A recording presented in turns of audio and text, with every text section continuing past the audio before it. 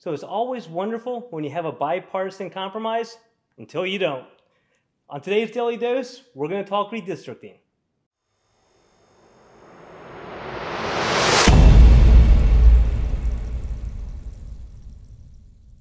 So it's 2019 in the Commonwealth of Virginia. There's 21 Republicans to 19 Democrats in the Senate, 51 to 49 Republicans to Democrats in the House. The perfect situation to bring both sides together to compromise on the most important piece of legislation that we've seen in a long time, gerrymandering. The process by which legislators are allowed to draw the lines for their districts for upcoming elections, essentially picking their own voters.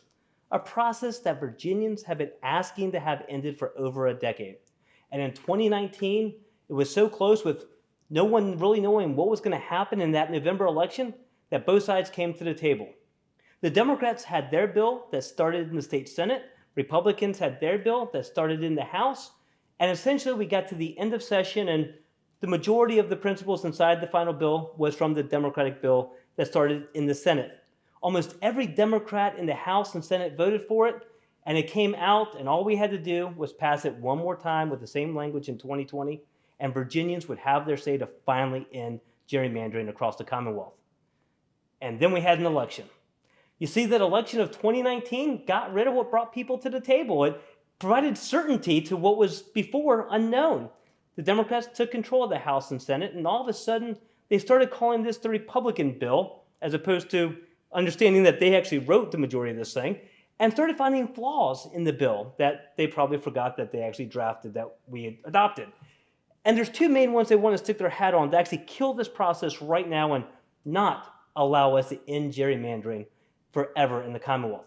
The first one is the inclusion of the Supreme Court of Virginia. You see, this bill actually allows a commission to come together of 16 members and draw these new lines.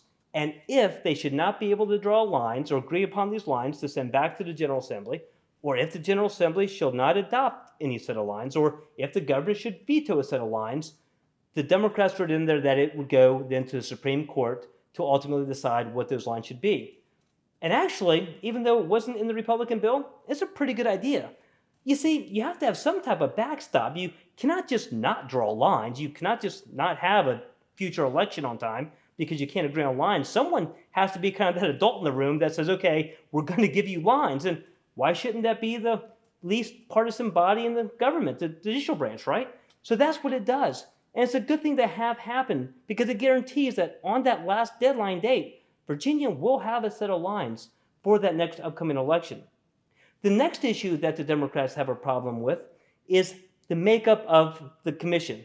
It's 8 legislators, 4 Republican, 4 Democrat, obviously same number from the House and Senate, and 8 citizen members. Now, Republicans had our own bill, and our bill didn't allow any legislators or any elected officials, state or federal, to participate on the commission.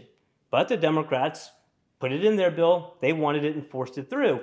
And the Republicans acquiesced to that because ultimately in 2019, it was important to have at least some piece of legislation go forward that would finally end this process, whatever the makeup. Now the Democrats don't like having legislators on there. Now I'd ask why they liked it in 2019 and not 2020, but we may already know that answer. However, it's probably not a bad idea. You see, when you put citizens on this panel, the legislators on there as well with them can help maybe explain some of the nuances associated with governing and lines and how certain things impact other things. Additionally, having those legislators on that panel to come back and explain to their colleagues who ultimately have to vote on these lines why certain things were decided and why certain lines are where they are is probably extremely beneficial as well. It helps everyone feel vested and feel a part of it and ultimately, hopefully, move those set of lines forward. And I think that's really important to have. So as much as the Republican bill in 2019 didn't allow for legislators to sit on there, the Democrats ultimately got what they wanted in 19. We acquiesced to it, and in hindsight, may not be a bad thing. Now, you may say, well, Glenn, what happens if, this body of legislators and citizens, can't come up with a set of lines or that they want to bring back, or the General Assembly just decides to continue making this political and not adopt lines from this commission? In my mind, that's pretty simple. You see, we have an obligation to do the duties that the Virginian voters put upon us. And in this case, it would be drawing these lines from a bipartisan commission and moving them forward. And we're not Washington. We shouldn't be Washington, and I don't want to see us become Washington. And honestly, if the Virginia General Assembly can't have this commission bring forth a set of lines, and the Virginia General Assembly is unwilling to adopt such a set of lines, I'd be willing to support legislation that prevented any of us from running for re-election.